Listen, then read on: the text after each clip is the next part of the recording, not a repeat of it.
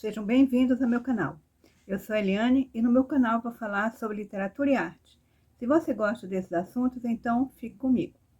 Bem, hoje eu vou falar da fase do Cinquecento da Renascença italiana. Mas antes de começar, dê o seu like se você gostar, o seu dislike se você não gostar, ative o sininho para receber notificações e inscreva-se no meu canal. Oi, gente, inscreva-se no meu canal, não custa nada e me dá uma força. Bom, a Renascença italiana é dividida em três fases. O Trecento, né, que é no século XIV, né, o Quattrocento, que é no século XV, e o Cinquecento, que eu vou falar agora, né. O Trecento foi um movimento que começou em Florença e Siena, né, e que foi o germe do renascentismo, né, do Renascimento. E depois foi para o Quattrocento, né? E agora nós estamos no Cinquecento. Bom, a Renascença é um período em que se procurou a renascer, né? A procurar os valores, né? Da civilização greco-romana, por isso que é Renascimento, né? Os valores na arquitetura, nas artes e também na filosofia. E nesse período, então, apareceu o humanismo, né? Que significa que o homem é o centro de tudo. Então isso se expressou na arte, na pintura, né? Nas figuras, nos retratos humanos, né? E também nos sacros, né? Que antes eram figuras muito estáticas, muito idealizadas, né? Num período, por exemplo, da Idade Média, né? E agora, no Renascimento, os pintores e também os escultores, eles procuraram fazer, né, tanto os personagens sacros, né, de maneira menos idealizada e bem mais humanas, com emoções humanas, feições humanas e aspecto todo humano. E outra coisa que o Renascimento, né, o espaço pictórico do Renascimento é a perspectiva, né. Então, nós vamos hoje falar no Cinquecento, né, que é um período, né, o período onde floresceu e amadureceu o Renascimento italiano, né. Nesse período, Florença antes, né, ela era o berço do Renascimento italiano. Mas no período Cinquecento, né, Florença tinha ainda um pouco de influência, mas a Florença foi invadida pela França, né, e os pintores, então, foram para Roma, né. Em Roma, eles foram trabalhar, em geral, né, na corte do Papa, em geral, né, tinha também outros que trabalhavam com outros mecenas, né. Bom, são três pintores, né, escultores, três grandes artistas que surgiram nesse período, que foi Leonardo da Vinci, Michelangelo e Sandro Botticelli. Bom, Leonardo da Vinci não se pode nem dizer tudo que ele era, né? Ele não era só um pintor, ele era escultor, inventor, né? Ele foi o precursor da aviação. Ele chegou a planejar, né, um começo da aviação, né? E ele então foi chamado de gênio, né?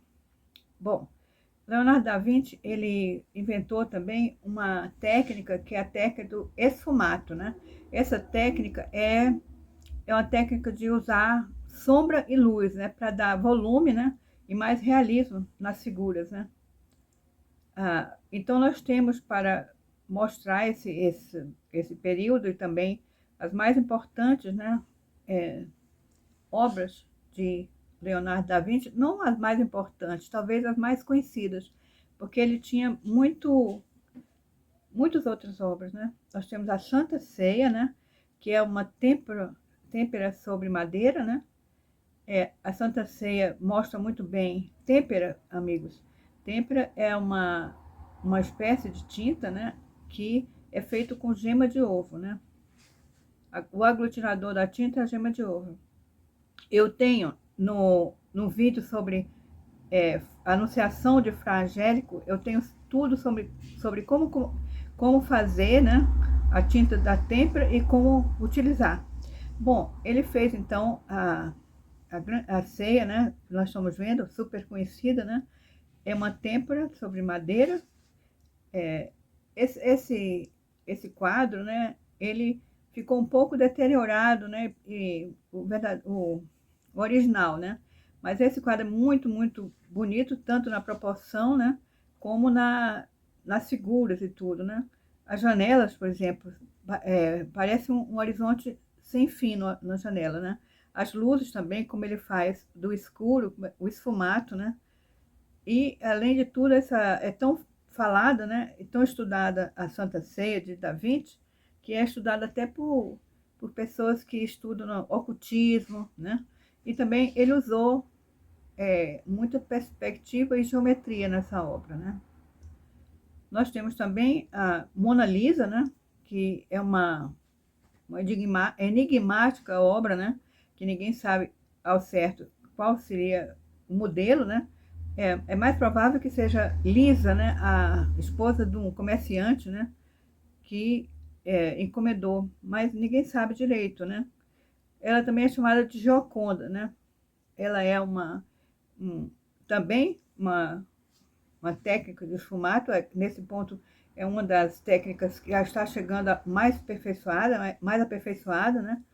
E nós temos a expressão, o sorriso, é muito, é muito enigmático, é muito discutido. É uma obra, né, que foi uma das mais copiadas, né, e criticadas do mundo da arte, né? Inclusive fizeram muita caricatura, ainda hoje faz, né?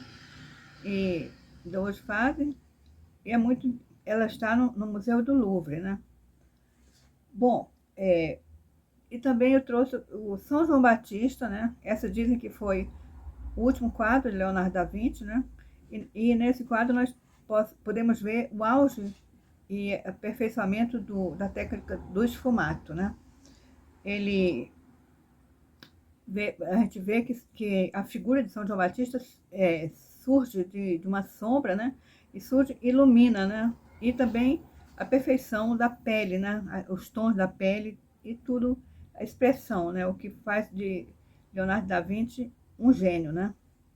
Bom, nós temos também Michelangelo, né? Michelangelo, inclusive, é interessante que ele era rival do Leonardo da Vinci, né? Eles eram contemporâneos e rivais. Michelangelo, ele era um escultor, né? Engenheiro e pintor, né? Ele era muito importante, ele trabalhou com os Médici, né? E ele era um republicano, né? Porque Florença antes era uma república independente, e ele trabalhava para os Médici, mas ele não se dava bem com os Médici, né? Porque era um republicano orgulhoso, né? Ele fez, inclusive, né? Fez muralhas para Florença, ele era um arquiteto muito bom, né? Ele é mais conhecido, né? Pelas suas obras, por exemplo, o Davi, né? E também o Moisés e a Capela Sistina. Ele foi para Roma, né? E trabalhou com o Papa Júlio II, né? Fez, então, uma das obras que ele fez, a Capela Sistina, né? Que é um afresco. Afresco é um tipo de pintura feito em parede, né? Ele fez a criação de Adão, que ainda hoje surpreende pelo realismo, né? E pela espetacular, uma coisa teatral espetacular. Ele fez também o túmulo, né, do Papa Júlio II, e onde está a magnífica, né, estátua em mármore de Moisés, né? Eu tenho um vídeo que fala só nessa estátua. E uma das estátuas muito importantes que ele fez, talvez a mais perfeita, segundo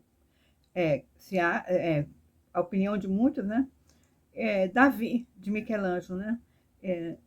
Davi, ele fez de um bloco só de mármore, que era uma coisa que não era comum, é uma coisa também de gênio, né? Porque antes fazia um bloco separado, depois uniu, mas ele fez de um bloco só, né? Ele dizia que ele não fazia, por exemplo, o personagem, ele só libertava o personagem do mármore, né? Mas o Davi ficou tão real, né? Que dizem que ele pegou um martelinho depois que terminou e bateu no joelho da estátua e falou, fala, né? Isso dizem, mas foi uma estátua que ficou tão importante que Florença, né? Os florentinos usaram, né? A estátua de Davi como símbolo da República de Florença, né? Bom, nós temos, por fim, Sandro Botticelli, né? Sandro Botticelli também trabalhou para os Médici, né? Ele também foi um inovador, muito inovador mesmo, porque ele começou a fazer, né, personagens que não eram sacros, né, da mitologia, né, e também pessoas comuns, né. Então ele fez o que é um dos mais conhecidos, né, que é o Nascimento de Vênus, né, que é da mitologia, né, sobre Vênus, né. Nesse quadro, ele que é um quadro que foi encomendado pelos Médici, né. Ele é quase no tamanho natural e o que dizem, o que a gente pode ver, que ele inovou também, né, que foi o primeiro nu frontal feminino, né? Antes do nu feminino, era um nu envergonhado, né? Era o nu da Eva saindo do paraíso, né? Mas ele, em Vênus, na deusa do amor, ele fez um nu esplendoroso, né?